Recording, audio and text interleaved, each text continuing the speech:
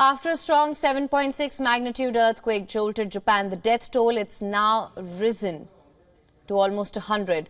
Prime Minister Fumio Kishida has said that scores of people are still feared trapped under the rubble. While the country's disaster reparation and recovery methods are being tested, the United States is readying military, logistical and aid support. As per reports, the insured losses from the devastating quake can touch up to $6.4 billion.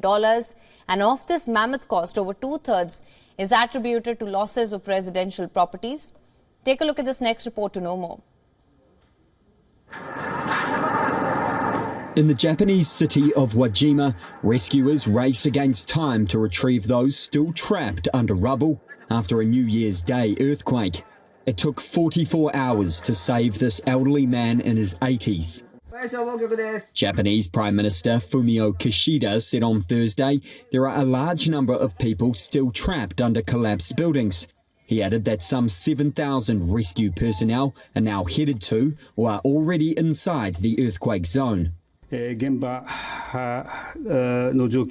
situation in the affected area is very challenging, but from the perspective of saving lives, we are making all efforts to rescue and to provide life-saving aid to as many people as possible before the crucial 72-hour period following the disaster elapses this evening. With that time period now elapsed, emergency officials worry survival rates will drop.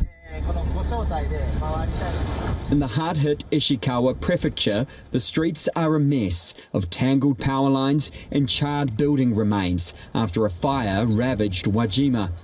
Material aid has trickled in, but many evacuees remain largely cut off from food, water, electricity and communications amid freezing temperatures and bad weather, authorities have said. The thousands of meals and water sent there are not enough for the 11,000 evacuees.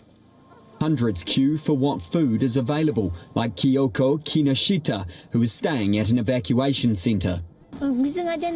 There's no running water, not for the toilet, and we can't wash our hands.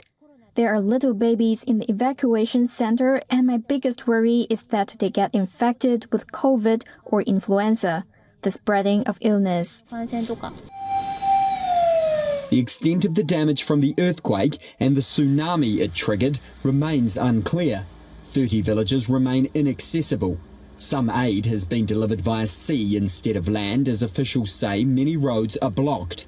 However, larger ships have been unable to dock in some bays of the Noto Peninsula because the seabed has buckled from the earthquake, Ishikawa's governor said on Thursday. WION is now available in your country. Download the app now. Get all the news on the move.